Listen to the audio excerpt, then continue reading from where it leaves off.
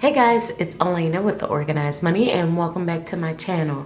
This week we are doing another weekly budget with me in my Happy Planner, and I'm going to be budgeting the week of the 28th through the 3rd of February. So I have a couple of things over here. I have my black pen, my red pen. These are both Papermate Ink Joy gel pens 0.7. I also have some highlighters because I have been really into highlighters lately as far as using them in my planner.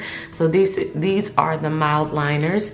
I have some whiteout, and of course I have sticker books. So I have a couple of sticker books here from Happy Planner, and I also have some sticker icons. So let's go ahead and get started, and then I will talk you through everything that I am doing.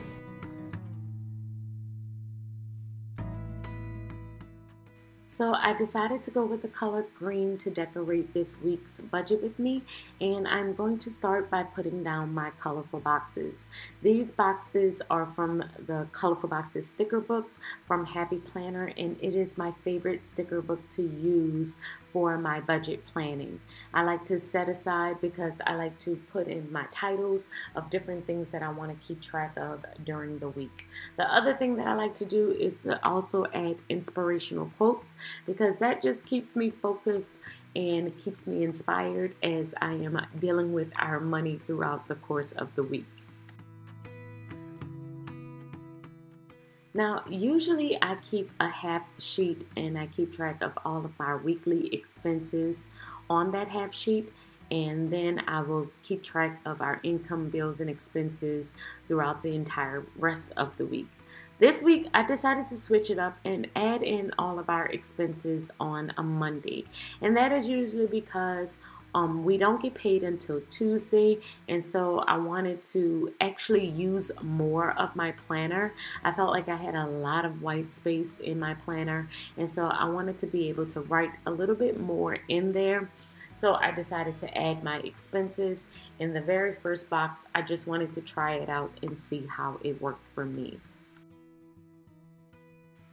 And if you are asking what happens if I have a particular expense or a bill to pay on a Monday on the 28th, then I will write it on another day. I will write it on that Tuesday. And that's just because I've realized that as long as it happens within that course of the week, within that same paycheck, it doesn't really matter what day I do it in particular, as long as I jot it down on one of the days that week. Here is the final spread. I have put down all the stickers, and now let's walk through what is happening this week. On my sidebar here, I have upcoming expenses. So this is anything that's upcoming in the next couple of weeks that I want to keep track of and make sure that I keep on my radar. I have my savings balance here, but I'm also going to explain why we are keeping track of savings in my weekly spread now.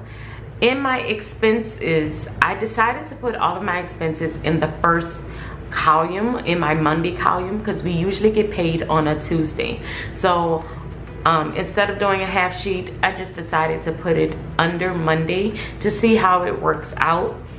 I have our tithe set at $220. We're expecting about $2,200 in income this week. $95 for the internet. Our car note is $100 because we pay it weekly. Mortgage $355, we also pay it weekly. Savings at $400, and I'll explain why that's so high.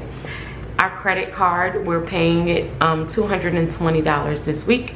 And Roth IRA is our long-term savings, and it's we're gonna put $50 into that this week. I also have to pay our health insurance, which is for all four of us, and it's $550. And I have gas, food, and hair. Gas is at $80, food is at $100, and hair is at $30, and that's for my kids. I put the green highlight next to it because those are the amounts that I am taking out in cash. I also have personal spending of like $90 in cash for this week, but that was from last week's money, and I decided not to take out any additional cash for personal, so I'm just gonna use what we had from last week. Once we have our income come in, I'm gonna write down the amounts that came in and also our bills and expenses. I'm gonna use that for the rest of the week. That's what these columns are for. Except for Friday morning column, I'm going to use that for my cash envelopes, and that's just to keep track of how much I am spending in these categories here. I realize that I end up I don't really care about the day that I do things as much as I care about the category that I'm spending in this particular week. So I decided to try and switch up how I am categorizing it. So all of my cash will kind of go here, and then even if I pay a bill on a Friday, I'll just put it in another column on Thursday or on Wednesday, and basically use these two columns for my bills, and then I can kind of keep track of what's upcoming in Saturday and Sunday columns. Hope that makes sense. If it doesn't, leave me questions and comments below. I will definitely answer them.